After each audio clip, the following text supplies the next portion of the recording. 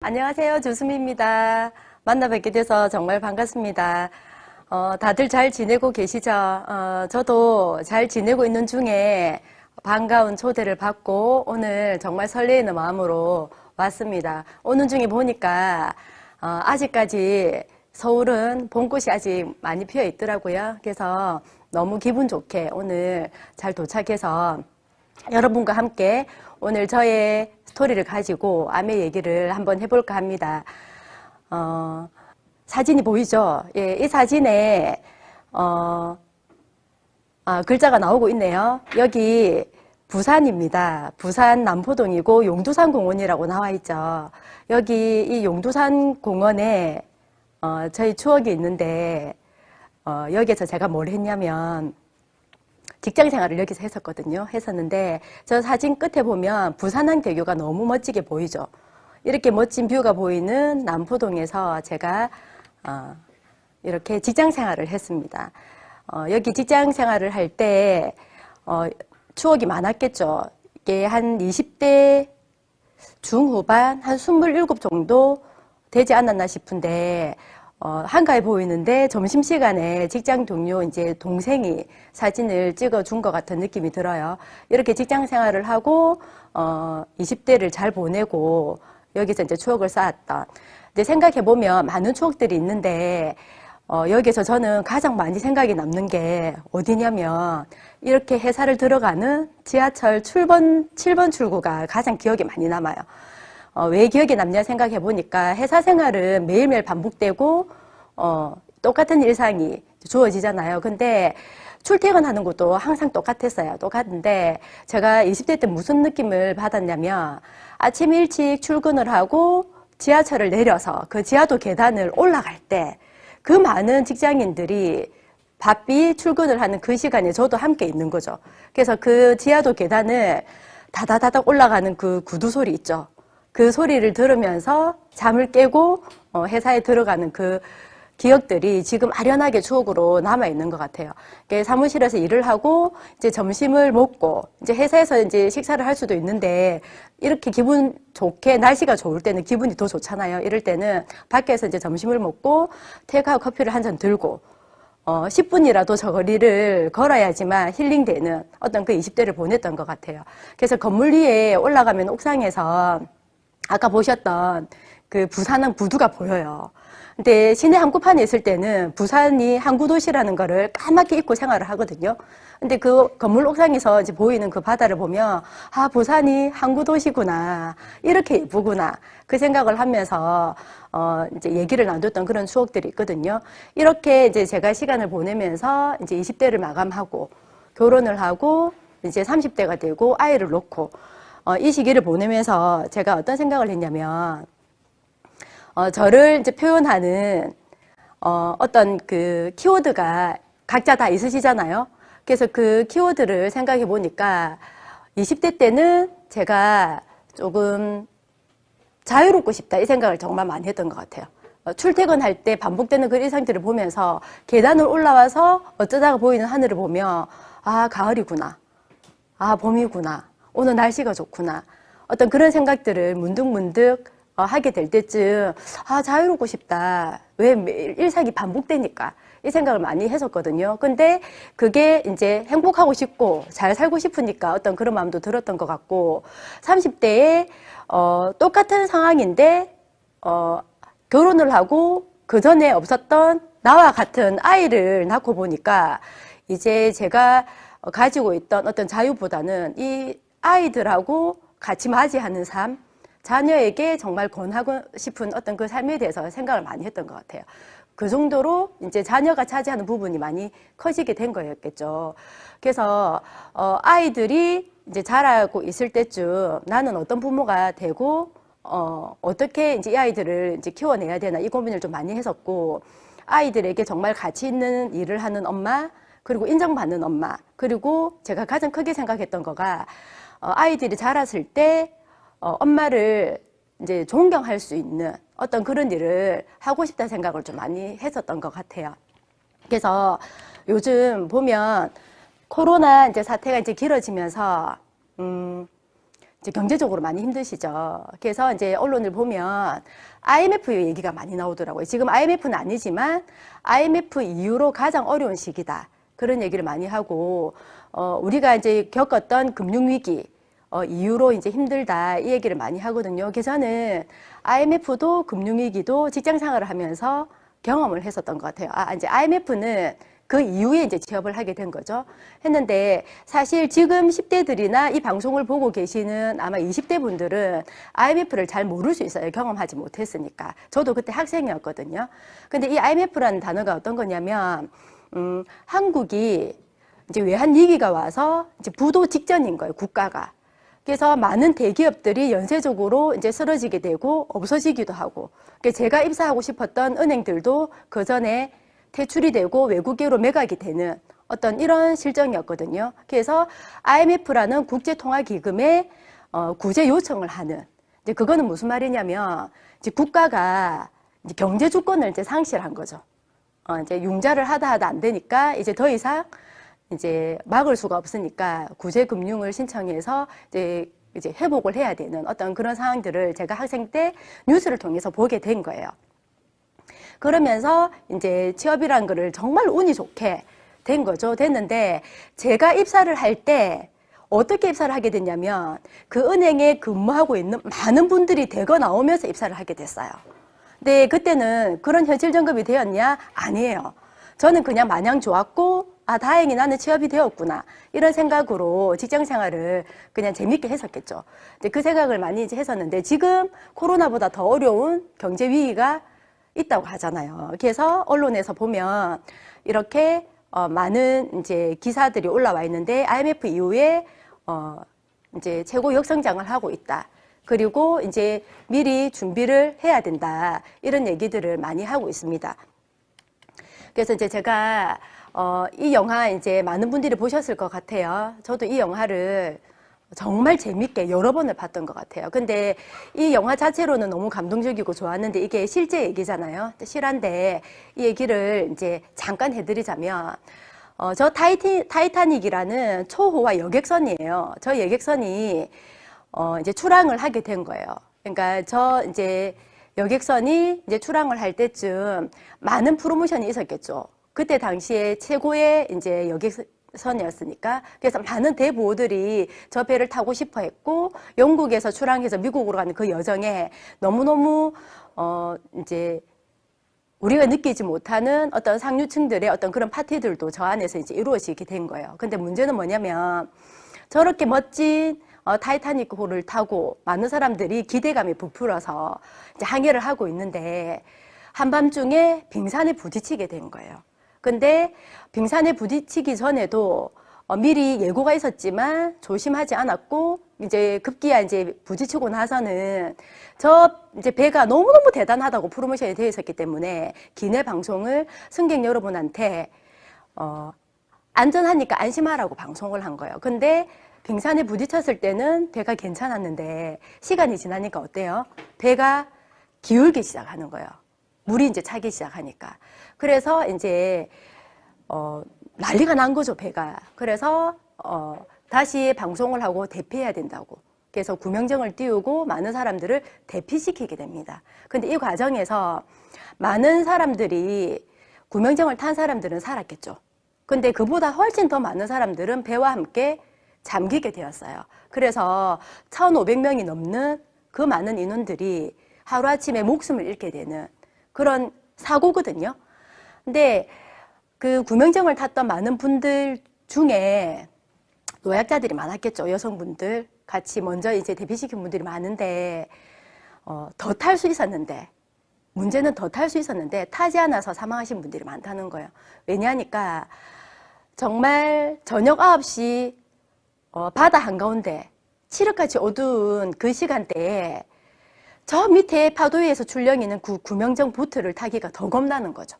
이 배는 이렇게 크고 안전하고 내가 있는 이곳이 이 대단한 배가 가라앉을 거라고 생각을 못한 거죠. 근데 대피를 해야 된다고 그렇게 방송을 해도 저렇게 타면서 빠져 죽는 사람도 있을 거고 내려가기가 두려운 사람들 있었겠죠. 그래서 결국에는 그 많은 사람들이 목숨을 잃게 되었는데 저는 이 내용을 보면서 어떤 생각을 했냐면 어쩌면 경험해보지 않은 어떤 낯선 상황이지만 조그만한 옮겨 타려고 하는 조그만 용기만 있었다면 어쩌면 새로운 인생을 살고 있지 않았을까, 그 생각을 하게 된 거예요. 많은 사람들이 낯선 것에 대한 두려움이 다 있잖아요. 다 있기는 하지만 지금 내가 있는 이곳이 안전지대라고 생각을 하니까 그 마음이 더 커지는 게 아닌가, 그 생각을 했던 것 같아요. 저도 그런 어려운 이제 시기에 IMF 여파가 있었던 그 시기에 제가 원하는 데 취업을 했고 안정적인 생활을 했고 가정도 안정적이고, 그래서 나름 괜찮다, 나는 괜찮아, 이 생각을 했었지만 이런 이제 책에서 이런 내용을 읽어보니까 아, 지금 괜찮은 게 아닐 수 있구나, 내가 있는 곳이 어쩌면 안전지대가 아닐 수 있겠구나, 그런 생각을 하게 된 거예요. 그래서 저는 아미의 사업을 어떻게 만나게 됐냐면, 아미의 사업을 하기 전에 제품을 쓰는 소비자였어요. 애용 소비자. 그래서 제가 제품을 쓸 때는 너무 만족스러웠어요. 왜냐면 제가 아까 말씀드린 것처럼 아이를 소중하게 생각했다고 했잖아요. 많은 부모님들이 다 소중하시겠죠. 그래서 저는 아이들 먹는 거, 입히는 거, 바르는 거 정말 신경 쓰는 엄마였고, 이 제품을 소개받아서 써보니까 너무 좋았고, 그래서 어때요? 다 쓰고 나서 떨어지면 새로 살 때 다른 일반마트를 가지 않는 거죠. 여기서 다시 구매를 하고 쓰는 소비자였는데, 아미의 사업을 알고 보니까 괜찮은 거예요. 근데 처음에 제품을 쓰는 소비자를 할 때는 괜찮다는 생각을 못했기 때문에, 일로서 괜찮다는 생각을 못했기 때문에 내가 할 일이 아니라는 생각을 당연히 했는데 이 일을 알고 보니까 괜찮아. 근데 이 플랜을 듣고 한번 해보고자 생각을 하니까 어떤 마음이 드냐면 과연 이 일을 내가 해도 될까? 이건 거죠. 많은 분들이 아미에 대해서 본인이 궁금한 것들이 있을 수 있어요. 저도 제 나름 Q&A가 있었지만 아미의 사업을 잘 모르니까 제가 가지고 있는 어떤 그 생각의 범위 안에서 밖에 생각을 못 하는 거죠. 그래서 제품을 쓸 때는 너무 만족스럽고 괜찮은데 이 일을 알아보고 한번 해볼까, 이 생각을 했을 때 가장 제가 많이 고민이 됐던 거는 과연 이 일을 해도 될까? 이 말은 무슨 말이냐면, 제가 아까 가치 있는 일을 하고 싶고 아이들한테 존경받는 엄마가 되고 싶고 내가 하는 일로서 인정을 받고 싶어 했잖아요. 그래서 직장을 구하듯이, 직장을, 그런 일을 구해서 내가 만족이 되는 직장을 구하듯이 아미의 사업도 알아보게 된 거예요. 그래서 제가 그런 생각이 들었던 게 어떤 게 있었냐면, 왜 그런 생각이 들었을까 생각해 보니까 네트워크 마케팅이 뭔지도 잘 모르고 다단계가 어떤 건지 제가 잘 몰랐지만, 왠지 느낌에 다단계라고 하면 왠지 좋지 않은 느낌이 제가 있었던 것 같아요. 제가 주변에 하는 사람도 아무도 없었고, 처음 들어보고 이제 네트워크 마케팅은 전혀 모르고 있는 상황이었죠. 처음 들어 이제 봤는데 왠지 제 마음속에 그런 어떤 안 좋을 것 같은 어떤 느낌적인 느낌에 이제 사로잡혀서 그런 생각을 했던 것 같아요. 그래서 각자가 생각하는 게 다 다르겠지만 제가 이제 제대로 알아봤겠죠. 그래서 이제 알아보니까 결국 이건 것 같아요. 괜찮은 일이면 법적으로 보호를 받을 수 있죠.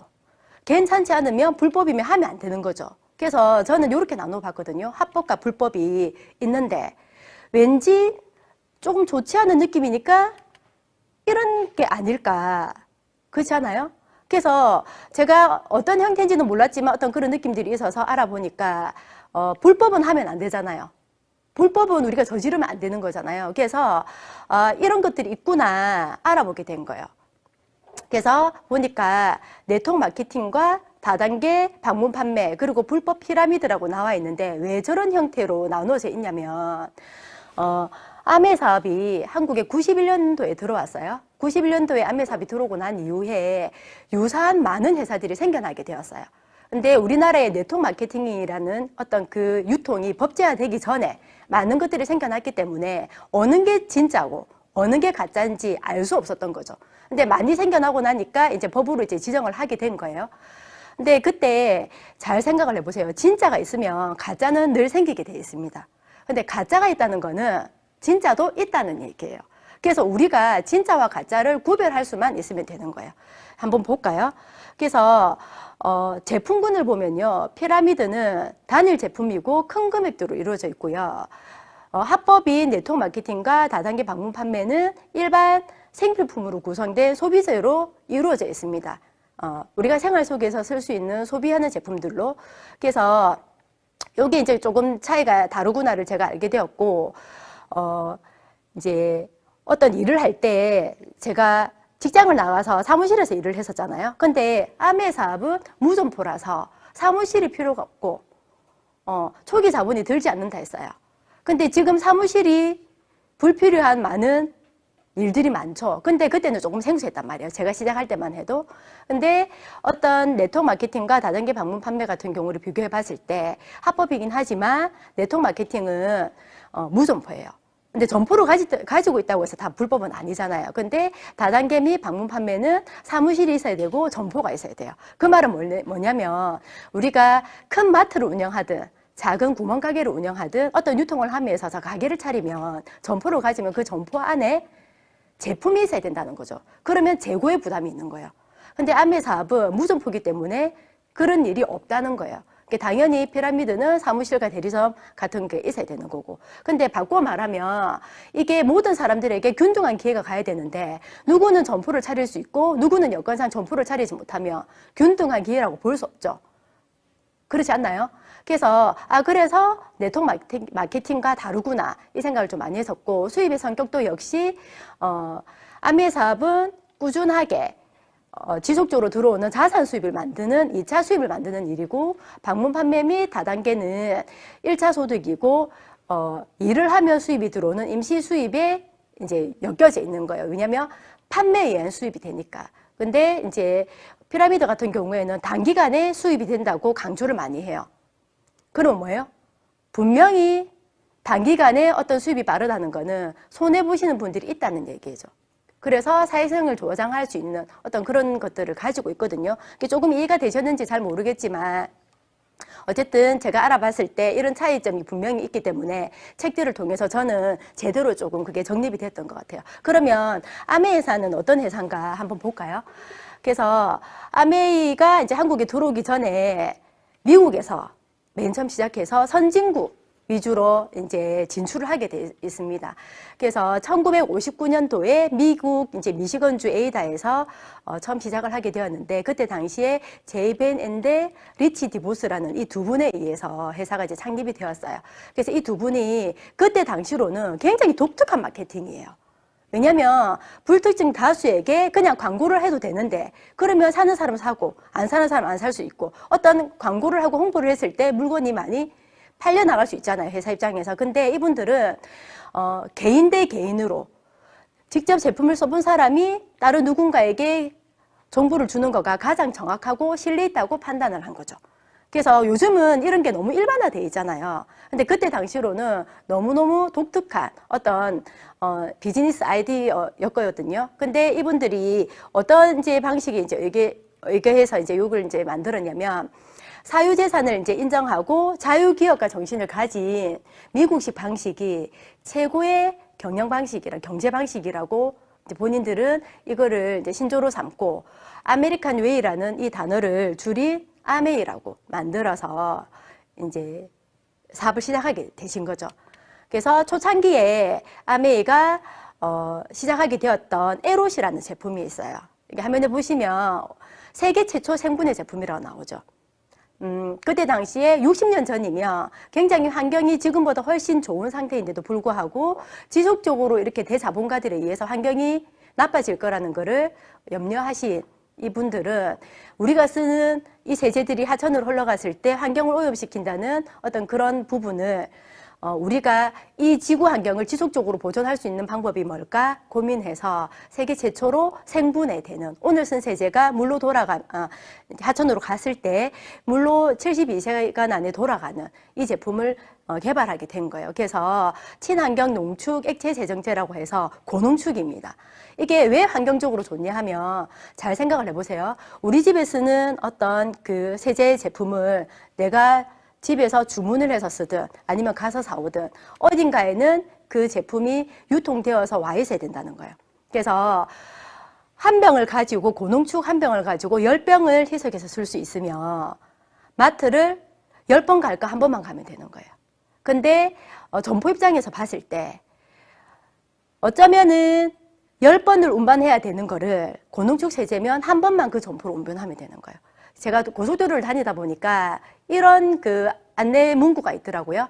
과적 차량 한 대의 도로 파손은 승용차 10만 대의 도로 파손과 같다고 적어놨더라고요. 그 말은 무슨 말이냐면 10톤짜리 트럭에 물건을 적재해서 운반을 하게 되면 승용차 10만 대가 왔다 갔다 하는 정도의 도로 파손이 생긴다는 거예요. 그리고 한 번을 갈 걸 10번을 왔다 갔다 하면 그 자동차에서 나오는 매연, 환경오염에 굉장히 큰 영향을 미치죠. 그래서 우리는 고농축으로 만들어서 각 가정에서 이거를 희석해서 오랫동안 쓸 수 있도록 하자고 만든 게 에롯이었던 거예요. 그래서 이거를 시작으로 해서 아메 사업이 많은 사람들의 입소문을 통해서 커지게 되었는데 1960년도 이후에 미국에서도 아메와 유사한 기업들이 수백 가지가 생겨나게 된 거예요. 그러니까 아직 법제화되기 전이니까 알 수가 없는 거죠. 진짠지 가짠지 어떤 게 옳은 건지. 그래서 1970년도에 들어서서 이거를 이제 심사를 하는 거죠. 어느 기업이 진짜고 아닌지를. 그래서 1979년도에 FTC라고 미국의 연방거래위원회가 있습니다. 우리나라 공정거래위원회처럼 대통령 직속으로 있는 행정기관이에요. 그래서 여기에서 아메 회사는 합법입니다라고 얘기를 했어요. 그래서 1980년도 이후로 급성장을 하게 된 거예요. 사람들이 이제 인식이 많이 이제 생기게 되는 거죠. 근데 한국에서는 1991년도에 들어왔었거든요. 그래서 저 그래프를 보시면 중간쯤에 빨간색 표시가 되어 있을 거예요. 저쯤에 한국에서도 아메는 합법입니다. 아까 제가 설명드렸잖아요. 한국에서도 유사한 기업들이 있으니까 이제 가려내게 된 거예요. 그래서 아까 그런 형태를 보인 거거든요.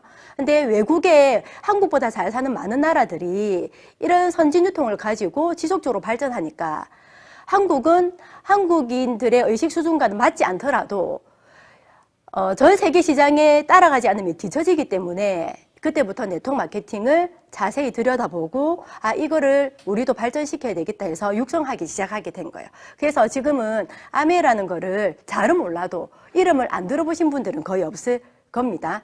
그래서 그만큼 한국에서도 역사가 이제 오래된 거죠. 지금 현재로는 아메이가 전 세계 100개국에 나가 있습니다. 100개국에 나가 있다는 거는 무슨 말이냐면 그 100개의 나라에 법이 다 있을 거예요. 100개 나라의 현지 법에 따라서 정당하게 설립이 되고 비즈니스를 지금 하고 있다는 얘기예요. 그래서 글로벌 기업이고 다국적 기업인 거죠. 기업 입장에서는 이건 굉장히 대단한 겁니다. 그래서 저는 경영학을 전공하면서 여러 가지 기업들에 대한 어떤 공부를 해봤겠죠. 그게 정확하게는 잘 몰라도 이렇게 글로벌화되어 있다는 거는 정말 대단하구나. 그전에는 몰랐죠. 그냥 저한테 보여주신 그 아시는 분, 저처럼 주부인데 그냥 와서 설명해 주시는 분, 그분의 모습만 봤을 때는 이렇게 크고 대단한지를 제가 몰랐겠죠. 근데 자세히 알아보니까 이런 회사였더라는 거죠. 그래서 이 회사에서는 특허가요, 생필품인데도 불구하고 특허가 1200개가 넘습니다. 이거보다 지금 훨씬 더 많이 될 거예요. 작년 자료거든요. 근데 어떻게 해서 이렇게 특허가 많냐? 아메이에 많은 과학자가 있겠죠. 엔지니어가 있겠죠. 그리고 기술 전문가분들이 계시겠죠. 이 많은 분들이 1000명 정도가 75개 과학연구소에서 끊임없이 제품 연구를 하고 있습니다. 그래서 이렇게 특허 수요가 많은 거거든요. 이렇게 회사에서 뛰어난 연구력과 기술력을 가지고 제품을 만들어냈기 때문에 아메는 잘 몰라도 아메 제품은 좋더라. 이렇게 하시는 분들이 오랜 세월 동안 많이 생겨난 거예요. 그러면 이렇게 좋은 제품들이 어떻게 유통되어지는지 마케팅을 한번 볼게요. 제가 쉽게 설명을 드리기 위해서 지금 현재 시점에서 설명드릴 수 있는 현 상황에 좀 맞춰서 제가 설명을 좀 드려볼게요. 화면에 보시면 카카오가 나옵니다. 카카오가 뭐예요? 잘 모르시겠어요? 근데 다 아시잖아요. 쓰고 계시니까. 이 카카오가요, 원래 없었던 회사였는데 생겨났죠. 생겨났습니다. 그전에는 우리가 어떤 걸 썼냐면, 휴대폰을 사용하지만 문자 메시지란 걸 썼어요. 그래서 문자 메시지를 보낼 때마다 보내는 건수당 20원이라는 통신료를 부과하면서 썼어요. 지금 이해 안 되시는 분 많으실 거예요, 20대 분들은. 근데 이런 그 상황에서 어느 날 카톡이란 게 나왔어요. 그래서 카톡이라는 걸 우리는 모르겠죠. 근데 아는 사람들이 있는 거죠. 정보가 빠르신 분들이. 그래서 이분들이 카톡을 사용하니까 저는 아직까지 문자 메시지를 보내고 있는데 옆에 있는 분은 문자 수신을 하는데 카톡 와숑이라는 거예요. 그때 당시에 카톡이라는 그 수신 음성 메시지가 있었거든요. 그래서 카톡 와숑, 카톡 와숑 이게가 반복되니까 모르는 사람도 그게 뭐야? 이렇게 되는 거죠. 그래서 지금까지 우리가 문자 메시지를 건당 비용을 내고 썼는데 이거는 무료로 하는 거야. 그럼 어떻게 돼요? 무료니까 소비자 혜택이 있으니까 바꿔 쓸 수 있잖아요. 그래서 많은 사람들이, 저뿐만 아니라 많은 사람들이 이 카카오에 접속하기 시작합니다. 그래서 저도 쓰고 당신도 쓰고 친구도 쓰고 엄마 아빠도 다 쓰고 한국에서 스마트폰을 쓰고 있는 사람들은 대부분 이거를 다 쓰고 있습니다. 물론 카카오톡이 아닌 다른 메신저를 사용하시는 분도 계시고 많이 생겨나서 있긴 하지만 대체로 많이 쓰는 걸 가지고 지금 예를 드는 거예요. 이렇게 해서 매년 이 무료 메신저를 사용하기 위해서 회원이 늘게 되어 있어요. 1년, 2년, 3년, 4년 느니까 어떻게 돼요? 많은 회원이 모이니까 이 카카오가 다양한 것들을 유료로 만들게 되었어요. 그전에는 무료 서비스를 했었거든요. 근데 이 많은 회원들이 모이니까 카카오에서 택시도 운영하고 쇼핑도 하고 금융도 하고 게임도 하고 엄청나게 많은 것들이 있어요. 이게 다 이제 표시는 할 수 없지만 그러면 기존의 회원으로 되어 있던 저 같은 사람은 어떻게 해요? 택시를 부를 때 카카오 택시를 부르죠. 어떤 거를? 저기 가운데 있는 카카오라는 플랫폼을 통해서. 왜냐하면 저는 저 플랫폼에 연결되어 있기 때문에. 그래서 연결되어 있는 저기에서 제가 정보를 공유받았기 때문에. 저만 그럴까요? 다른 분들도 다 그렇게 이용을 하는 거죠. 근데 카톡은요. 이 서비스를 시작한 지 10년밖에 안 됐습니다. 10년은 넘었겠네요. 2010년도 이제 시작했으니까. 근데 아메라는 걸 한번 볼까요? 이렇게 앱을 가지고 있는 분들은 저와 같이 연결된 많은 회원들을 통해서 신흥부자가 된 거잖아요. 그전에 없었던 회사였는데. 근데 아메이라는 이 앱은요. 저는 저 휴대폰 어플로 깔려 있거든요. 그래서 이용하시는 분들은 다 저 앱이 있을 거예요. 그래서 아메이라는 플랫폼을 설명드리자면 카카오는 저 많은 회원이 있어도 우리에게 권한이 주어지는 게 아니죠. 카카오 사장님의 플랫폼이니까. 근데 아메이라는 저 플랫폼은 아메이에 원래 연결되어 있는 뉴트리라이트라는 전 세계 1위 하는 건강보조식품 회사가 있고요. 아티스트라는 미용 담당하는 뷰티 케어가 있고요. 그 다음에 퍼스널 케어, 머리에서 발끝까지 다 사용하시죠. 그리고 우리 집안 곳곳에 청소해주는 아메이홈 이런 브랜드가 있거든요. 그리고 국내에 유수의 이제 기업들 중에 제품이 품질이 뛰어난 그런 기업들을 조인을 시켜서 원포원이라는 프로젝트를 운영을 하고 있어요. 그래서 저 많은 플랫폼에 연결되어 있는 것들이 있죠. 저거를 내가 회원가입을 하면 내 플랫폼에 연결되어 있기 때문에 내가 너무 좋아서 카카오 택시 타봤어. 너무 편하던데? 하던 것처럼 아메이의 비타민C 먹어보니까 너무 좋던데? 그 얘기를 했을 때 나를 통해서 저렇게 회원들이 연결이 되면 제가 플랫폼이 되는 거예요. 여러분들이 플랫폼이 되는 거예요. 그 기회를 얘기하는 거죠. 그래서 아메이는요, 1959년에 시작했다고 했죠. 벌써 60주년이 되었고, 카카오도 무려 50년이나 차이 납니다. 그 정도로 오래전에 이 마케팅을 시작했기 때문에 60년 전에 한국 사람들이 알아들었을까요? 못 알아듣죠. 지금도 이런 내용들을 제공을 해주니까 무료 메신저를 쓰더라도 아직까지 이런 것들을 모르고 쓰는 사람들이 너무 많겠죠. 알려고 하지 않으면 모를 수밖에 없는 거예요. 그래서 아메이라는 회사는 처음부터 플랫폼을 개인에게 제공해주고 연결할 수 있도록 하고 그거를 통해서 공유할 수 있도록 하는 기회를 준 거거든요. 근데 세상이 바뀌고 스마트폰이 우리 생활 속에 들어오면서 포노족이라는 게 생겼죠. 모든 사람들이 스마트폰으로 생활을 하잖아요. 이 포노족들에 의해서 이게 드러나지니까 시각적으로 보이니까 더 이해하기가 쉽게 된 거예요. 이해되시겠죠? 저는 성공 확률이라는 이 질문을 받아보긴 했지만 성공 확률이 궁금하진 않았어요. 왜 그럴까요? 저는 이 성공 확률, 제가 성공자들의 책들을 읽어봤을 때 많은 성공하신 분들, 전 세계적으로 다 알만한 성공하신 분들은요, 성공 확률이 있어서 그 일을 했던 게 아니더라고요. 본인이 비전이라고 생각했던 그 일을 해보고 싶어서 그 일을 해내고 싶어서 하다 보니까 확신을 가지고 될 때까지 그 확신이 들은 그 일이 될 때까지 했기 때문에 성공을 한 거지 처음부터 성공 확률이 있어서 했던 게 아니었어요. 성공 확률을 계산할 수 없었겠죠. 방금 얘기했던 그 신생 기업들도 사례가 없었으니까 그렇지 않겠어요? 근데 일반적으로 주변 사람들은 성공 확률을 묻더라는 거죠. 근데 그분들은 뭐예요? 성공을 한 번이라도 해봤을까요? 지금 하고 있는 그 일에서도 성공을 해본 적이 없고 그리고 지금 하고 있는 그 일을 성공하기 위해서 하고 있지도 않더라는 거예요. 저 역시도 직장을 나름 만족하고 다녔고 제가 원하는 직장이었지만 저는 성공하고 싶어서 그 직장을 간 거 아니었어요. 쉽게 말해서 제가 일했던 직장에서 성공이라면 지점장이면 성공입니까? 아니면 그 지역의 본부장이면 성공입니까? 아니면 그 회사의 회장이면 성공입니까? 성공 맞죠. 근데 저는 거기 입사한 것 자체가 저는 성공이라 생각했어요. 너무 만족스러웠어요. 근데 저는 지점장의 꿈도 없고 어떤 그 승진에 대한 꿈이 없는데 그렇지 않아요? 많은 사람들이 아메가 아닌 다른 일도요. 성공하기 위해서 하고 있지 않더라는 거예요. 근데 왜 아메 사업은 성공 확률을 따질까?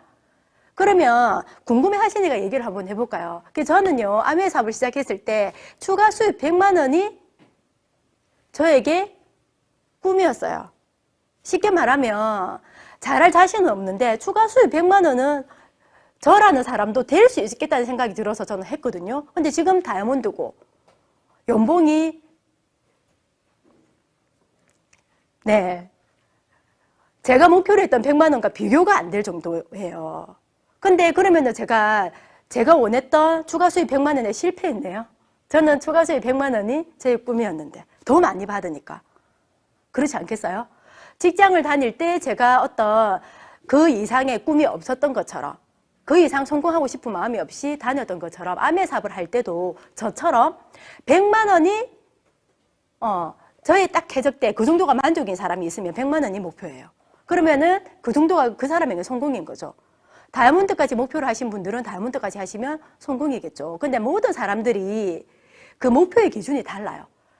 성공의 기준이 다르다는 말이에요. 근데 성공의 기준이 다른데 똑같은 잣대로 해석하기가 맞지 않는 거죠.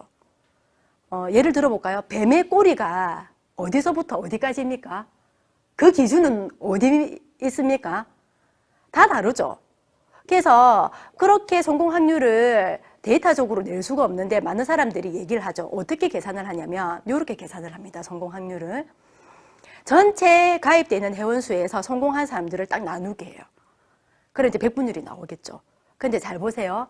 여러분들이 가입되어 있는 많은 앱에 회원가입은 누구나 다 쉽게 해요. 그걸 하기 위해서 하지 않아요. 아메 사업도요. 사업을 하기 위해서 다 가입하는 게 아닙니다. 저도 사업하지 않았거든요. 단지 제품을 쓰기 위해서 소비자를 몇 년 동안 하고 있었거든요. 근데 그때 성공자의 확률은요. 저도 포함이 되어 있었겠죠. 저는 사업을 그때 하지 않았거든요. 제가 은행에 근무할 때 그 지점에 평균 어떤 예금고가 나오면 전체 통장을 개설한 가입한 수에서 금액을 나눌 거잖아요. 근데 맞나요? 은행에 가면 지금은 조금 달라졌지만 한 사람이 예금을 하지 않는 영혼 통장을 1개도 만들 수 있고 3개도 만들 수 있고 5개도 만들 수 있었어요. 그러면 전체 계좌 수로 나누면 안 되는 거잖아요.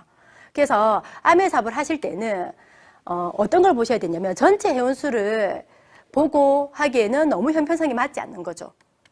어떻게 저처럼 사업을 하시는 분 시스템적으로는 탱화라는 게 있습니다.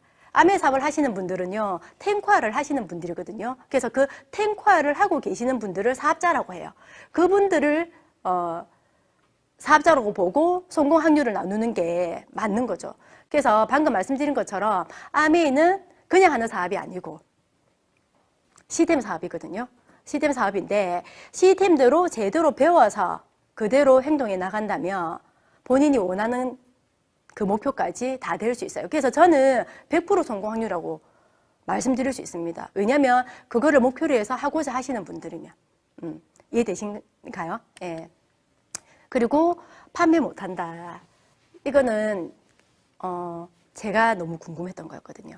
처음에 아메 사업을 해야 될까 말아야 될까 고민을 해서 한번 해보기로 했어요. 하니까 이거는 개인적인 Q&A인 거죠. 내가 과연 할 수 있을까? 왜? 판매를 해야 될 것 같아서. 내가 과연 할 수 있을까? 이 생각이 들었어요. 왜냐면 저는 직장 다닐 때 고객들이 오죠. 사람이 옵니다. 오는데도 상품 설명을 하는 거가 파는 듯한 느낌이 들어서 잘 못했어요. 은행에 가면 금융상품들이 있습니다. 다 상품이에요.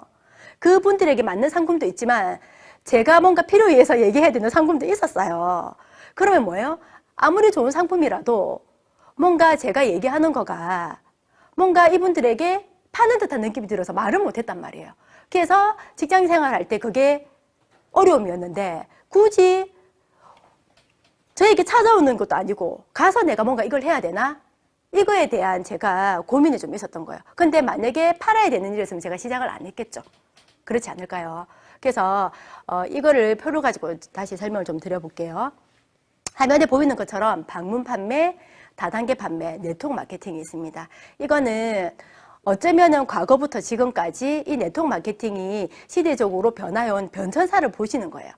과거에는 모든 기업들이 방문 판매를 했습니다.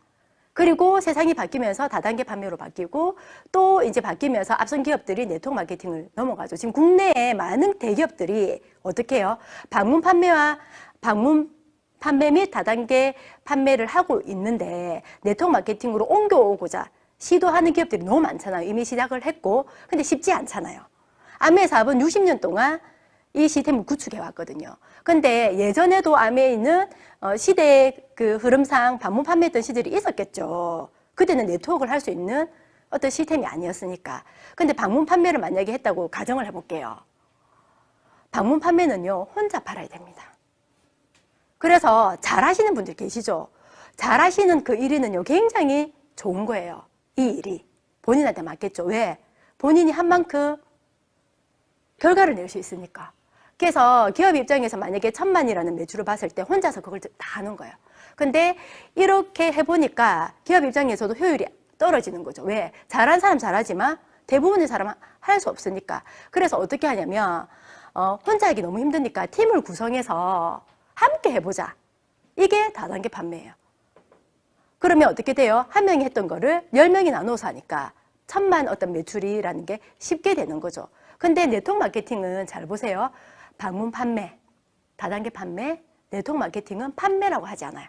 그냥 마케팅이라고 하죠. 이거는 뭐냐면 각자 소비를 잘 할 수 있도록 정보 전달을 하는 일입니다.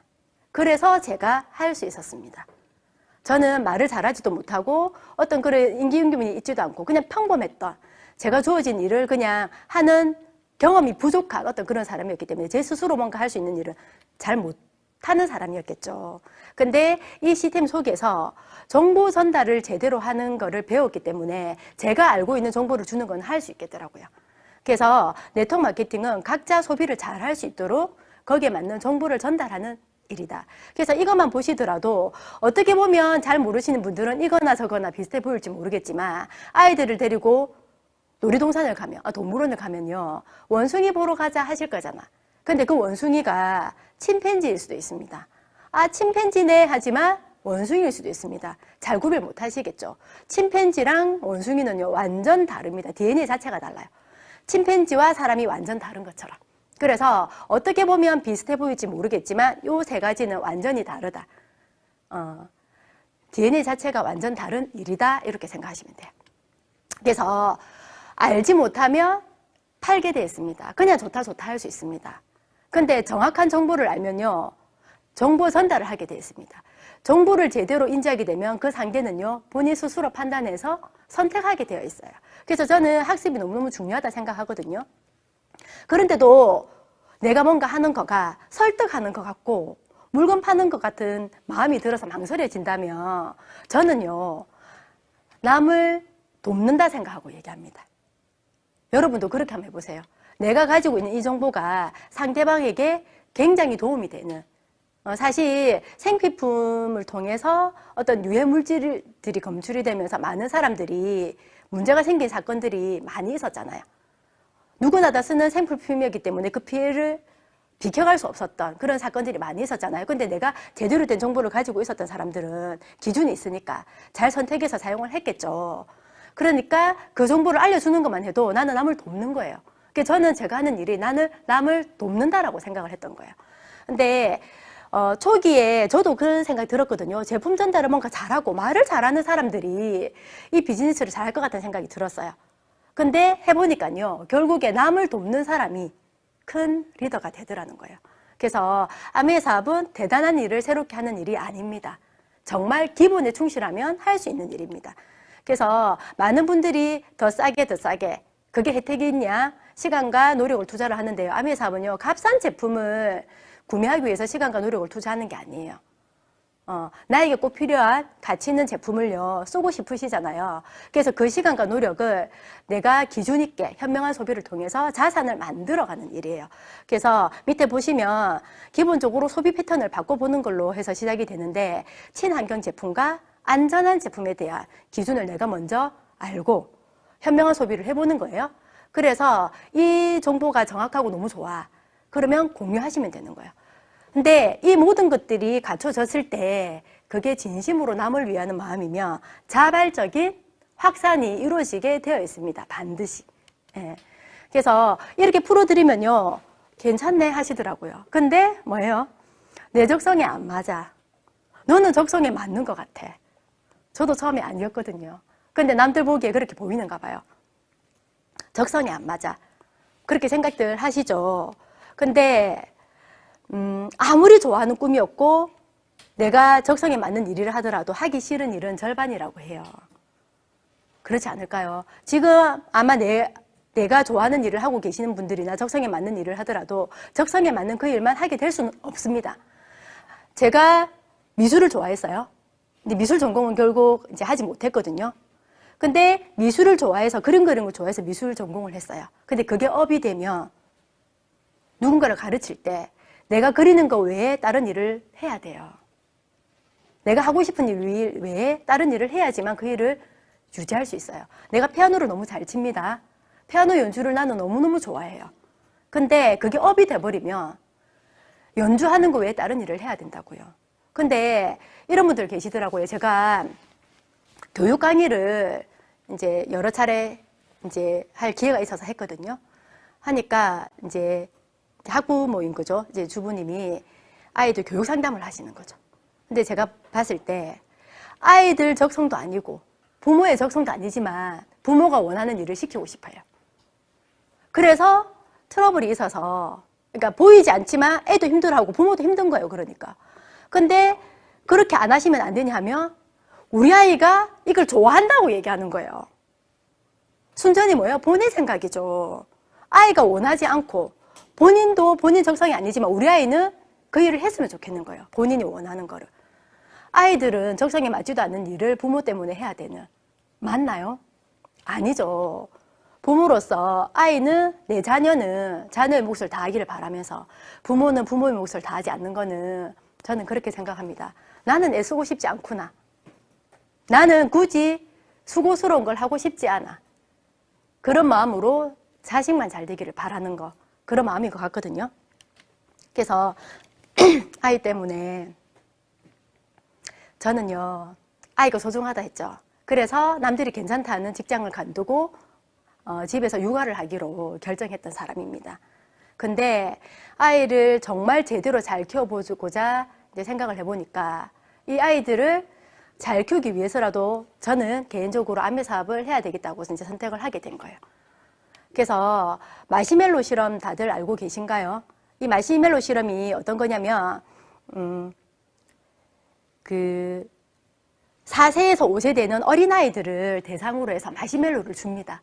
이 마시멜로를 주면서 너무너무 화면에 보이시죠? 달콤해. 맛있어 보여. 아이들 너무너무 다들 좋아하겠죠? 먹고 싶은데 이 마시멜로를 15분만 기다리면 하나 더 먹을 수 있어. 기다려 볼래?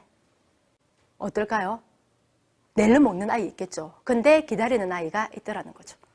이 실험을 스탠퍼드 대학의 심리학 교수인 미셸 박사가 진행을 했는데 결국 그 시간을 견뎌낸 15분, 아이들한테 15분이 크죠. 그거를 견뎌낸 원하는 걸 얻기 위해서 유보를 했던 아이들이 나중에 미국 수능이나 나중에 직업을 가졌을 때 다 잘 되어 있더라는 거죠. 그게 무슨 말이냐면 개인 의지가 뛰어난 아이들이 성공하더라. 이 실험이었어요. 근데 몇 년 전에 새로운 가설이 만들어졌습니다. 성공은 개인의 의지가 아니었다. 환경의 영향이었다. 이게 무슨 말이냐니까 환경이 가난한 아이들은요. 기다리기보다 뭔가 주어졌을 때 바로 해치우더라는 거죠. 왜냐하면 환경적으로 원하는 게 있지만 해줄게. 다음 해줄게. 그러면 아이가 오늘은 안 되고 넘어가요. 그럼 잊게 되겠죠. 다음에 어떤 게 있으면 해줄게. 다음에 해줄게. 이게 반복되어 있는 아이들, 그런 환경에 여러 번 노출되어 있는 아이들은 자기도 모르게 그런 말에 불신이 쌓여져 있는 거예요. 그래서 뭐예요? 15분 뒤에 하나 더 줄게 해도 믿지 않는 거죠. 그래서 뭐예요? 지금 먹지 않으면 못 먹을 것 같으니까 내일로 먹어버리는 거예요. 그래서 실제로 가난한 환경에서 자란 아이들이 그렇지 않은 아이들보다 장기 계획보다는 단기적 보상에 더 집착하게 되더라고요. 그 연구 결과가 나왔어요. 그래서 저는 앞에 실험도 어느 정도 일리가 있다 생각했지만 환경이 변했고 세상이 변했기 때문에 어쩌면 이것도, 이 가설도 맞을 수 있다. 이 생각을 하게 된 거죠. 어떤 환경에서 아이를 키우고 싶은지 생각 한번 해보셨으면 좋겠고, 자신이 없다. 저는 그 많은 질문 중에 이게 가장 솔직한 질문이라고 생각을 해요. 자신이 없을 수 있습니다. 해보지 않았고 새로운 경험이기 때문에. 저도 제 전공 아닙니다. 전혀 해본 경험이 없어요. 근데 그런 마음 드는 거 저도 충분히 이해하겠죠. 이 사진을 저는 좋아하거든요. 왜냐하면 저 사진 속에 저희 아이들이 있어요. 저기가 어디냐면 뉴질랜드인데 작년 여름에 이제 제가 딸이 2명 있거든요. 이 딸아이 2아이를 뉴질랜드에 여름방학 때 보냈어요. 아이들이 이제 가고 싶어 했고, 거기에서 굉장히 이제 좋은 환경에서, 자연 속에서, 그리고 즐겁게 본인들이 하고 싶어 하는 공부를 해보고 싶어서 보냈어요. 그래서 거기서 공부도 하고, 여행도 하고, 여러 사진도 찍어서 보내고 가더라고. 너무 예쁘죠? 그냥 누르기만 해도 저한테는 작품인 거예요. 그게 너무 좋더라고요. 사진만 봐도 제가 힐링되고. 진짜 너희들 너무 부럽다. 이 생각이 사진 보면서 들었어요. 이런 경험을 하고 저희 큰아이가 둘째 아이가 잘 자랐겠죠. 근데 이 아이들이 어렸을 때 제가 읽어줬던 책들 중에 한 권을 오늘 가지고 왔습니다. 아이들 어릴 때 많은 부모님들 책 많이 읽어주시죠. 이 책이 제가 아이들한테 읽어줬던 책, 아직 제 이제 서재에 제 책들 사이에 있는 책인데요. 한번 읽어드릴게요. 내가 정말 좋아요. 내가 먼저가 아니라도 괜찮아요. 다 잘할 필요도 없고요. 어떤 것은 쉽고 어떤 것은 어렵기도 해요. 뭐든지 열심히 하면 되는 거예요. 나는 누군가를 도울 수 있어요. 그러면 기분이 좋아져요. 나는 새 친구 사귀는 걸 좋아하고 새롭게 배우는 걸 좋아해요. 잘 안 되면 다시 해보면 되지요. 나는 내가 정말 좋아요. 이렇게 키우고 싶으시죠? 그래서 많은 아이들에게 이렇게 자아 형성이 잘 되어질 수 있도록 자존감 높게 뭔가 부딪혀보고 할 수 있도록 키우고 싶어 하시잖아요. 근데 부모인 내가 자신 없어서, 새로운 사람 사귀는 게 두려워서, 새로운 거 배우는 거 힘들어서 너무 책하고 다른 내용인 것 같아요. 그렇지 않아요? 아이들이 책을 통해서도 배우지만 부모의 모습을 보고도 자라잖아요. 그래서 이 책들을 많이 읽어주고 자랐던 아이들이 커서 우리 큰아이가 작년 여름에 그 경험을 하고 저에게 얘기를 했어요. 엄마, 진짜 내가 원하는 공부를 하고 싶다고. 그래서 유학을 가고 싶다 해서 보냈거든요. 보냈는데 안타깝네요. 지금 제가 저 글자가 지금 잘 안 보입니다. 예, 제가 우리 큰아이가 떠나기 전에 주변에 많은 분들에게 일주일간을 정말 한 명 한 명에게 꼬박꼬박 편지를 밤에 잠을 줄여가면서 쓰더라고요. 쓰고 이제 갔어요. 이제 저도 아이 이제 제 가방 속에 편지를 넣어놨겠죠. 근데 저 편지를 보내고 집에 돌아오니까 책상 위에 3통의 편지를 올려놓고 갔어요. 이 편지가 우리 큰아이가 동생한테 쓴 편지인데 제가 읽고 너무 감동받았어요. 혹시 크게 글자가 될까요? 예. 앞에 가서 읽어도 될까요? 네. 그래서 제가 요거를 한번 읽어드리고 싶어요. 제가 너무 감동받아서. 그래서 동생한테 너에게 해주고 싶은 말은 아주 많은데 뭐부터 시작해야 될지 모르겠네. 너는 착하고 맑은 아이여서 크면 클수록 너랑은 다른 아이들에게 상처를 받는 일이 많을 수도 있어. 아니면 공부가 너무 어려워서 외모가 마음에 들지 않아서, 소심한 나의 성격이 마음에 들지 않아서 너가 너 자신에게 상처를 받을 수도 있어. 그리고 그냥 너무 힘들 수도 있어. 그냥 이유 없이 뜬금없이 갑자기 말이야. 아이들이 쓰는 말입니다. 신귤을 주무르면 단귤이 되지. 귤이 주물러지는 과정에서 스트레스를 받으면 에틸렌이라는 성장 호르몬이 나와. 그 성장 호르몬이 귤을 더 달콤하게 만들어주거든. 너도 이거랑 같아. 너가 여기저기 치여 상처를 받아서 스트레스를 받으면 너만의 성장 호르몬을 통해서 보다 더 성장하고 발전하겠지. 그래서 언니는 너가 스트레스를 받음으로써 더 성장해 달아 죽을 정도로 단귤이 되었으면 좋겠다. 단귤이 되길 바라며 매력적인 친언니가 이렇게 적은 거예요. 동생도 감동받았겠죠. 받았는데 저 편지를 읽고 엄마인 제가 더 감동받았어요. 제가 원했던 게 이런 아이였거든요. 그래서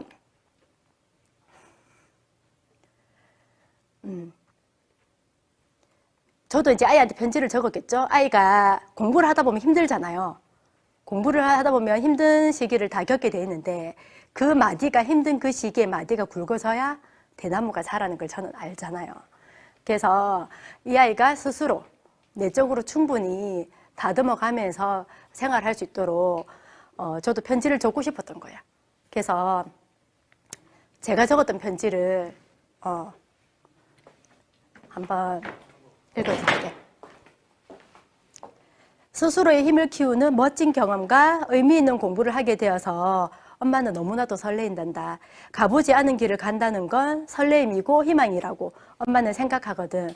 항상 언제 어디서든 엄마가 마음으로 함께 하고 있다는 걸 잊지 말고 지금까지 해왔던 것처럼 의식 있게 멋진 길을 걸어 나가길 바래.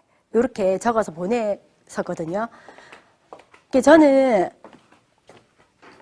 아이들이 가서 새로운 경험을 공부를 하는 거지만 환경이 바뀌고 새로운 경험을 하게 될 거예요. 근데 저도 낯선데, 저도 두려운데 아이들은 당연하잖아요. 근데 그게 두려움이 아니라 그게 설레이는 일이라고 얘기해 주고 싶어요. 그게 희망적인 일이라고 얘기하면은 아이들이 같은 일을 받아들여도 의식이 달라지지 않을까 이 생각을 참 많이 했었고, 부모가 자식을 키울 때 어떤 지원이 필요하지만 그 지원이 다가 아니고 매 순간 도울 일이 있죠. 근데 자식도 부모를 돕게 되고 형제를 돕게 되고 그러면서 주변을 돕게 되면서 인생이 만들어지지 않나 그 생각을 하거든요. 그래서 이 속에서 제가 많은 생각을 하면서 거듭났기 때문에 아이한테 이런 얘기도 해줄 수 있을 거라 생각하고, 어쩌면 저도 아메사발 하기 전에 막연하게 아이를 잘 키우고 싶어 하는 엄마였을 수 있거든요. 근데 부모의 가장 큰 어리석음은 자식을 자랑거리로 만들고자 함이라고 했어요. 그래서 어쩌면 저도 공부되지 않았으면 그런 생각으로 키웠을 수 있겠다 이 생각을 합니다. 근데 부모의 가장 큰 지혜는 자신의 삶이 자식의 자랑거리가 되게 하는 것이라고 했어요. 그래서 많은 분들이 자식을 자랑거리로 삼지 말고 본인이 자랑이 되는 그런 지혜를 저처럼 가질 수 있도록 그렇게 되었으면 좋겠다는 생각을 해봅니다. 마무리를 이제 하겠습니다. 보이시죠? 레드 플래그 액트라고 빨간 깃발 법령이라는 내용이 있어요. 이게 뭐냐면 보이시나요? 최초의 자동차예요. 영국에서 만든 최초의 자동차인데 저 자동차 앞에 빨간 깃발을 들고 누가 걸어가고 있습니다. 왜 이렇게 하고 있냐?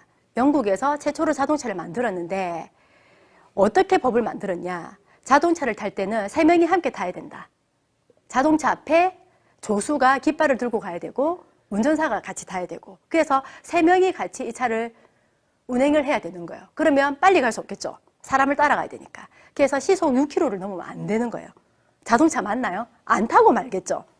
근데 이렇게 대단한 자동차를 발명했는데 왜 이렇게 했을까? 그때 당시에 모든 운송수단이 마차였어요.